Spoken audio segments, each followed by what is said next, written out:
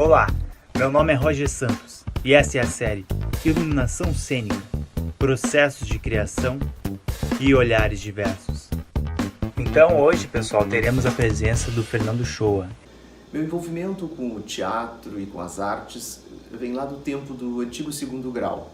Em 1982 eu fui morar em Gramado e lá o foco do curso era comunicação e expressão. Isso tudo me chamou muita atenção para esse universo e a professora de língua portuguesa e literatura, ela trabalhava a atividade teatro em sala de aula. Aquilo foi definitivo para mim. Em 86 eu entro para a Universidade Federal. Aliás, gostaria muito de comentar aqui que tive aula com Maria Helena Lopes, Irene Britsky, Mirna Spritzer, Ida Celina, Alzira Azevedo, Maria Amélia Barbosa, Marlene Goidanich, Irion Nolasco, ou seja, grandes mestres, grandes professores, Luiz Arthur Nunes, Graça Nunes, professores assim fantásticos que iluminaram a minha vida. Em 1987, eu recebi a oportunidade de ter uma bolsa-trabalho, onde eu me tornei o responsável pelo setor de iluminação, que cuidava do teatrinho, do palco, e de outras duas salas que também tinham equipamentos. Fiquei com essa atividade durante 5 anos. Aliás, vou contar uma história agora, que foi assim, o que me despertou no sentido de, opa, aí tem alguma coisa e eu preciso estudar isso. Recebendo essa bolsa, não existia assim, existia uma cadeira de iluminação que era dada pelo Alzira Azevedo, mas eu ainda não tinha feito essa cadeira, eu fui fazer depois, mas já estava responsável por isso e não tinha a menor ideia de como funcionava. Aliás, as coisas naquela época eram totalmente analógicas e a universidade assim não tinha todos os recursos que tem hoje, por exemplo. Eu disse, preciso ver o que é isso. Peguei a chave do palco, o palco estava fechado, desocupado, não tinha aula nenhuma acontecendo lá. Peguei uma escada, coloquei, fui até a tal cabine, né, e consegui ligar um refletor. Ligou o refletor lá e lá fui eu subir na escada para mexer no aparato. Eu não sabia exatamente como funcionava, percebi que tinha um mecanismo de empurrar e puxar, que provavelmente isso ia fazer com que a luz, o facho de luz ia ficar menor ou maior. Só que aquilo estava emperrado. E eu dei uma leve porrada no negócio e o que aconteceu? A lâmpada queimou. Ou seja, erro.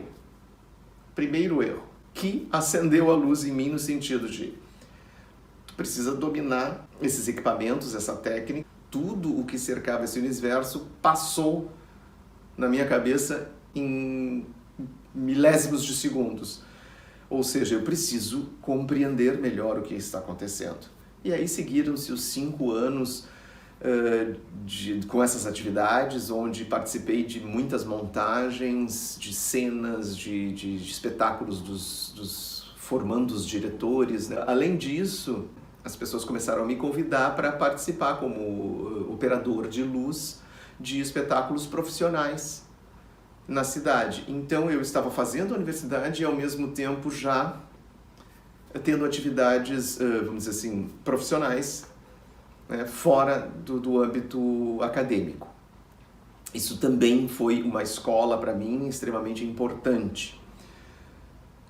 Trabalhei com professores como a Maria Helena Lopes, no espetáculo Partituras, que tinha a trilha sonora do Vitor Ramil, né? A Maria Helena sempre uma grande diretora, genial, nos exigia bastante da iluminação. Também trabalhei com outras pessoas fora do universo acadêmico, né? Como o Camilo de Leles, o João Castro Lima, enfim, são muitas pessoas com quem a gente trabalha nessa história toda. Me formei em 1991, na licenciatura, fiquei 2, 3 anos parado, assim, fora da universidade e tive um reingresso diplomado em 1994 para voltar à universidade para fazer direção teatral. Aí já assim o bacharelado com um foco na cena.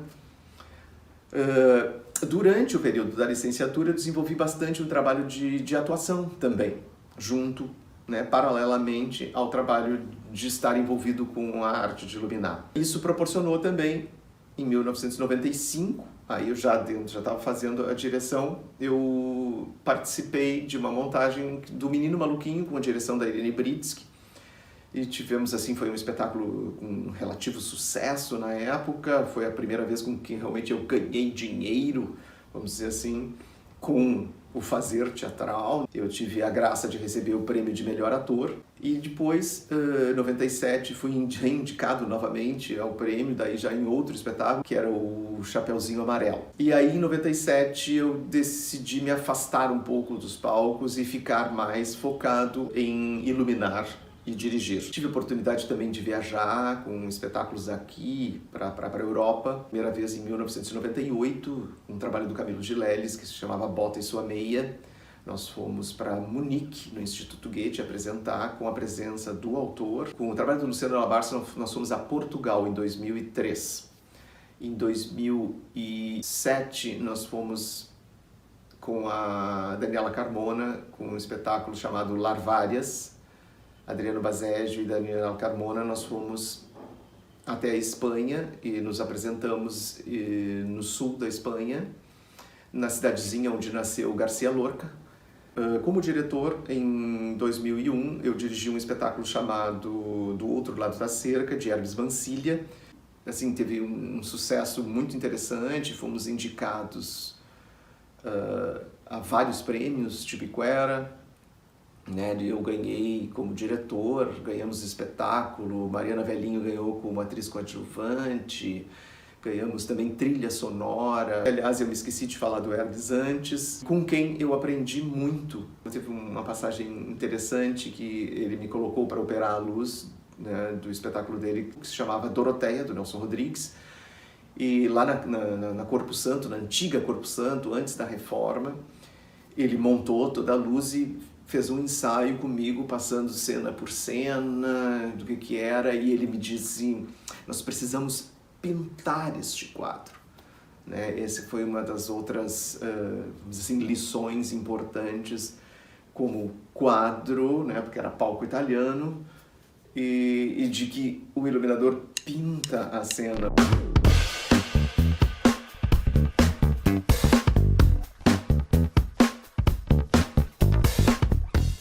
O processo criativo ele é bastante interessante e instigante. Eu sempre acredito e gosto de estar assim meio sem grandes informações e eu me deixo permear por aquilo. Acho bastante importante assim estar desarmado nesse primeiro contato para que aquilo que vem da cena, né, e aquilo te toca e isso vai mover em ti determinadas questões. Como essa função ela é bastante diversificada, realmente os processos são muito, muito diferentes. Cada espetáculo tem as suas questões, as suas necessidades. Uma pessoa que transformou bastante o meu criar foi Jorginho de Carvalho, que é um iluminador bastante importante aqui no Brasil. Ele esteve em Porto Alegre há muito tempo atrás, dando um curso, onde nesse curso ele aborda diretamente a estruturação do criar a luz, né? Desde essas primeiras percepções que eu falei, as anotações importantes, o treinamento do olhar, né? Porque se pensarmos, vamos dizer assim, o iluminador ele vai conduzir o olho do espectador. Num espetáculo infanto-juvenil chamado A Tempestade e os Mistérios da Ilha, com a direção de Jezreel De Carli, com um grupo grande, uma estrutura cenográfica grande, que tinha um navio, né? Tinha todo um tablado e uma estrutura metálica, um ensaio na usina do gasômetro, e nós estávamos ali, o elenco, o cenógrafo, trabalhando com uma máquina de solda, soldando aquelas ferragens e tal. A primeira cena do espetáculo é uma tempestade, onde acontece um naufrágio, esse navio afunda, né, e os sobreviventes nadam até a tal ilha, onde vai se desenrolar toda a ação. Teve momentos em que o cenógrafo interveio, né, com a solda, e aquela solda proporcionava uma luminância muito interessante. Então estava ali, durante o processo já acontecendo, o que eu necessitava de luz para a primeira cena, que era um efeito de tempestade. Uma luz provocada pela solda, ela é uma luz que ela não é rítmica, não é como a estroboscópica, por exemplo, né, que tem um ritmo mais acelerado, mais lento, mas que tem aquela frequência que é estabelecida por ser uma máquina. A solda, ela tem uma luz absolutamente orgânica, vamos dizer assim. Então eu aproveitei, conversei com a direção, disse que podemos manter este aparelho na coxia para fazermos essa iluminação. Fiz a proposta, foi aceito. Além disso, eu desenvolvi um aparato, um mecanismo, que era um êmbolo com várias ranhuras de filetes de vidro, com recortes, todo ele recortado nas bordas. Então isso virou um craquelezinho com uma estrutura que um primo meu que trabalha com engenharia fez, e nós adaptamos para o elipsoidal Telem, que era o que tinha na época, dentro desse e com isso eu ia girando, essas pazinhas de vidro iam passando pela luz e iam dando efeitos de onda lá no palco, juntamente com esse efeito da solda, né, que eram os raios. Então, acho que esse conjunto, além de toda a iluminação que foi feita, nós usávamos ciclorama, projeções de globos, com nuvens, Era um espetáculo bastante elaborado em termos de iluminação. Inclusive, eu recebi o prêmio Tipiquera por esse trabalho. Então, mas eu acho que esse é o fato importante, assim, é de nós estarmos atentos ao que está se passando no ensaio. Porque muitas vezes ali está já o germe do que tu precisa para a cena, né? Do que a cena pede.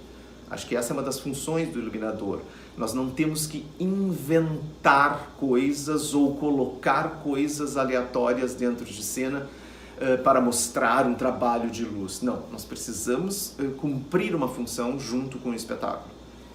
Eu digo isso porque Bárbara Liodora, né, que foi uma grande crítica do teatro brasileiro, eu tenho uma crítica onde ela fala sobre o meu trabalho no espetáculo Larvárias, da Daniela Carmona, que nós fizemos uma temporada bem longa no Rio de Janeiro, onde a Bárbara Eliodora foi assistir e fez uma crítica no Globo muito interessante, onde ela fala que o meu trabalho de iluminador ajudava exatamente a contar a história.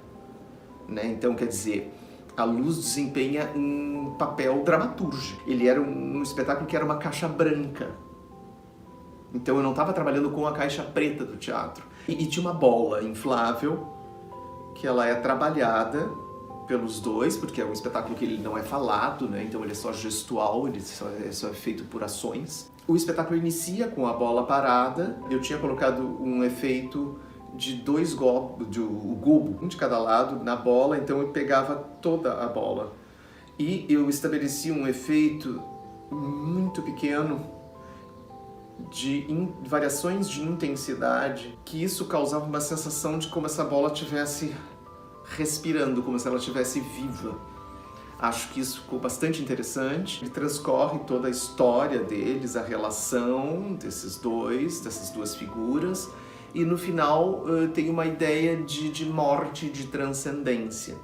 Normalmente, a gente pensando nisso, a bola vai murchando, eles vão acabando entrando para dentro dessa bola, e essa bola, vamos dizer assim, os engole de alguma maneira, né? Eles passam a fazer parte desse universo branco.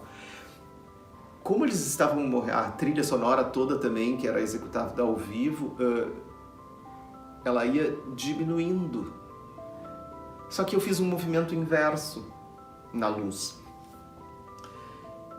Durante todo o espetáculo, em nenhum momento eu uso 100% de toda a carga branca desse universo que eu tinha. Por quê? Porque eu guardei exatamente para o final.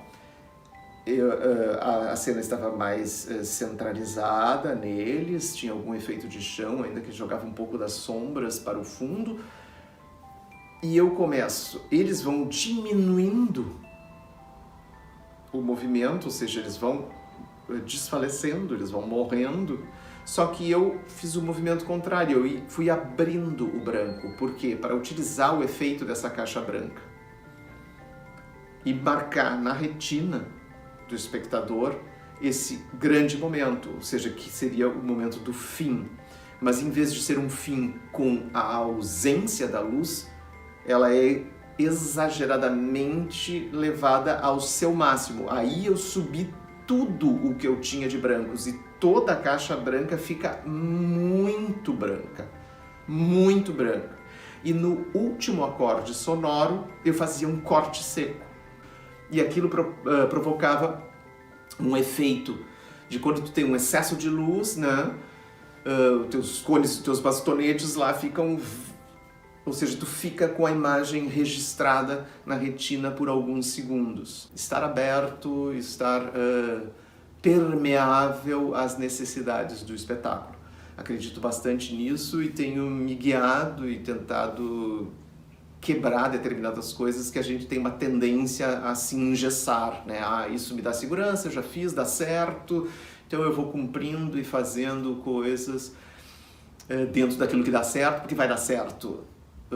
Se desafiar um pouco, colocar aquele bichinho da inquietação, né, como elemento junto da criação, acho que é bastante importante. E outra coisa, se divertir, porque afinal de contas a gente faz arte, a gente fala sério, mas a gente se diverte muito e por isso que eu amo a minha profissão. Obrigado pela oportunidade, Roger Santos, sucesso no projeto. Um beijo para todos. Até mais.